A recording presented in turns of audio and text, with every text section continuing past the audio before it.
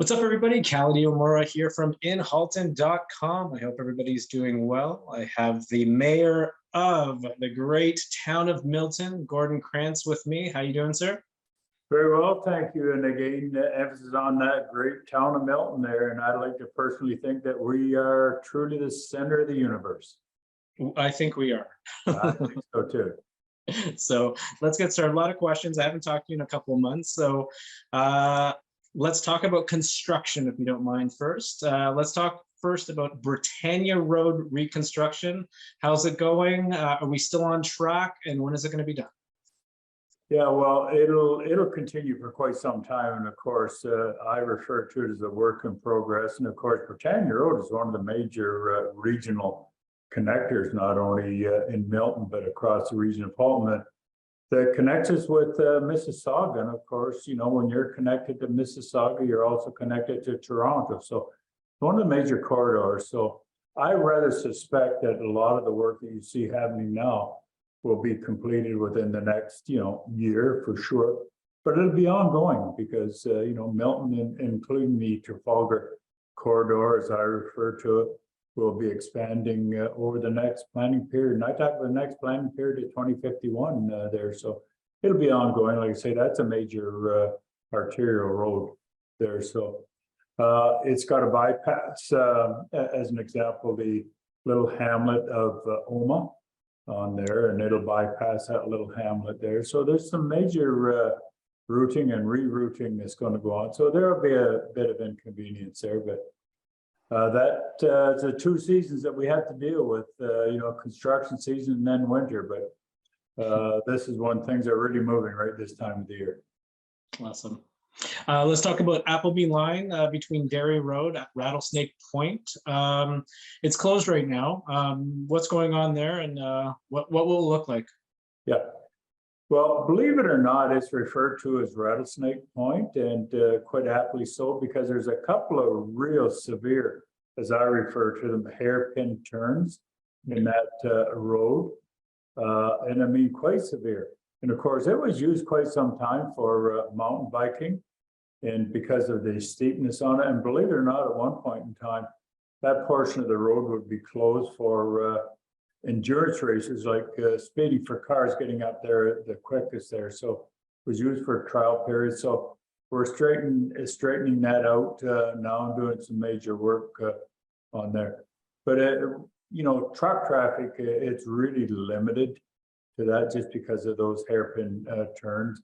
They'll be straightened out to some degree, but we really do discourage commercial traffic on that portion of Applebee Line. And Applebee Line, by the way, is a fairly major road, but just that very small section as you go up over the escarpment can be pretty tricky, especially in the winter months. And Tremaine Road, when is the exit and the entrance going to be ready for the 401? Well, at least in my opinion, it could be ready pretty well anytime, but I know the MTO are the ones that dictate when all that's going to be opened up. And of course, the region of Halton plays an important role on that. And that's going to be a major connector as well, north-south for sure there. So a lot of the work is already complete, both on the portion of Tremaine Road, and to the best of my knowledge, also the interchange off of the 401 is pretty well complete. So from what I can observe, it looks as if it could be opened anytime. Okay. Are there any other projects or big construction projects for roads that you want to talk about? Not major, but one of the things that we have in Milton here, of course, we're spending a little over $30 million on reconstruction and construction just this calendar year. So it's pretty significant. And again, if you don't keep up with your infrastructure, and I'm talking about now your roads, your bridges, your sidewalks, you get into problems. So we've always been, proactive when it comes to that. And at least doing a half a dozen, significant reconstruction projects in Milton and in the region of Halton. And by the way, we do, work with the region of Halton because they're responsible for, say, water and sewer. So there's nothing any worse than doing a road project, getting it all nice, and then the region comes along, digs it up, puts new water and sewer in. So we coordinate those efforts, and those efforts are put into place usually at least 2 or 3 years prior to any work happening. So it can be pretty significant with the region and the town doing, some of those works and reconstruction on some of those roads. And replacing, by the way, water and sewers as an example, or storm drainage as well. Okay. Every time I drive around Milton now, I see cranes in the sky, probably more than ever. Are there any major like condo developments going that you know about where the cranes are not up yet? Yeah, most definitely. They're in the area of the GO station. I talk about Main Street, right in around where the superstore is in that particular area there. I think if I recall right, there's about a 5 or 7 acre parcel there where there's going to be 2 or 3 significant high-rise condominiums go up in the not too distant future. So I suspect in the next short while you'll see those cranes go up there. And of course, already there's one tower going up at the corner of Highway 25 and Dairy Road, but there's 2 more to go up there. So you'll see a couple more cranes go up there. So that's just a couple of illustrations. I'm not sure who coined that famous phrase yet. Ain't seen nothing yet with regards to growth in the town of Milton, especially with those cranes that you just referred to. True. So we're trying to meet those commitments as well with the province on, committing to the housing that they're so, pushing for, and we want to do our part here. So that's one way of us doing our part. Instead of going out, we're going up. Okay. I know, let's talk about Milton Transit. I think Milton Transit is going to be the first one retrofitting diesel to electric. How did this come about? And are you planning to do this with the whole fleet?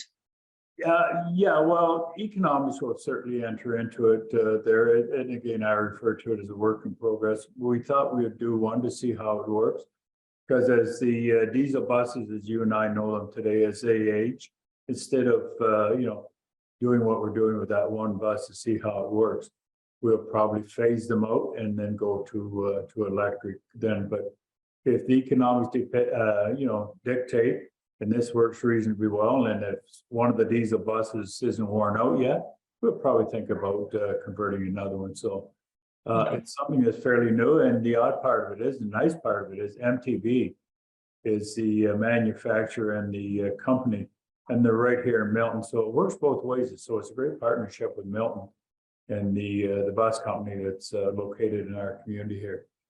So I suspect if it proves out to be quite beneficial, I think you'll probably find other bigger fleets, not only in Halton or in Ontario, but across the country and probably even North America, because I do know MTB, they do bus work for many big towns and cities in the US as well. One of the questions we get a lot whenever I ask a question is many residents are upset about the reduced GO bus service to Milton. Is there any, what's the latest on the 2-way all-day GO train to Milton? I know I keep on asking you this. Yeah, and it's quite true. And it's very frustrating, not only to elected people like me and my colleagues, and of course, I think I speak for, residents in Halton. Metrolink to some degree, has, for the lack of a better word or phrase, let us down again because they had always advocated, all day 2-way GO, with bus and train. It's been very, very slow to happen. So, not a question of if it'll happen. It's really now a question of when it will happen. And again, I know the whole world doesn't evolve around the almighty dollar, but believe it or not, a lot of it does. And my understanding is the economics of it that's dictating a lot of it. There's a big demand for this type of service, especially in the greater GTA, H&A for that almighty provincial and federal dollars. True. Can you talk about the CN Rail project now, or no? Yeah, nothing much to the best of my knowledge happening. It's still to a large degree in the courts. And one of the problems, of course, when the decision was made for, as I'd put it, for the CN to move ahead with so many conditions, and I mean dozens and dozens of conditions, who's going to monitor, who's going to oversee those conditions? That's far from being sorted out, so that's just as an example, but there's a lot of legality still involved in it there. So I suspect it's still going to be a year or two before all this is really totally resolved. If it ever will get totally resolved to everybody's satisfaction. Okay. And then if somebody asked the mayor of Milton, Gordon Krantz, what his favorite summer events in Milton are, what would they be? Well, of course, some of the street fests and that, and of course, the Milton Hospital Auxiliary, they put on what they call a strawberry fair, and that's always a big fundraiser, and a lot of events happen there. So it's a summer months, the Milton Farmer Market getting down there, on a lot of the fresh produce, and that'll be opening on the May 24th weekend and continue on until the Thanksgiving weekend. And again, if you want to get down there, find some great fresh, produce and that, and have a little chit chat that most of us politicians are pretty good at, and finding out what's going on in the community. So those are just some of the summer activities that are happening. And of course, in Victoria Park, there's, as I refer to it, the bands that'll meet in Victoria Park every Thursday night for the month of July. So those are some of the things. And again, I live personally right across the road from Victoria Park, so I really don't have to travel very far other than just going out my front door and listening to some of the great performances that's put on by some of our local talent here. So those are some of the things that I'm looking forward to this summer. And of course, I'm very much a baseball fan. So hopefully get down and see the Blue Jays at least a couple of times as well. Cool. And I got to ask this because every time I ask for questions to ask to you, about 95% of the questions is, when are we getting a Costco and when are we getting a Burger King? I wish I knew, believe it or not. Of course, that is private enterprise. You'd be surprised how often I'm asked that. Yeah. Usually one of my responses, especially around the Costco, and Costco's a very, very smart company. And the response that I get is, why would we want to spend, millions of dollars on locating in Milton when everybody from Milton is driving to Burlington or Mississauga to buy their stuff? So you have to stop and think about that. But sooner or later, I rather suspect that they're going to be locating here. And I've been advocating for quite some time. Of course, you got to be somewhat careful of even the perception of applying too much pressure with private enterprise. True. Well, Mayor Krantz, that's all the questions I have. Is there anything you want to chat about? No, other than that, for all of our listeners out there, I thank you very much. And, the media is so critical. I don't care whether it's the print media, the electronic media. I'm getting the messages out there. So it's really worthwhile, as far as I'm concerned, doing what you and I do to keep the public informed. And hopefully this continues for quite some time. And I thank you very much and enjoy the early spring. Yes. 20 degrees this weekend. Let's enjoy it. Thumbs up for that. Yes. All right. Take care. Have a good one.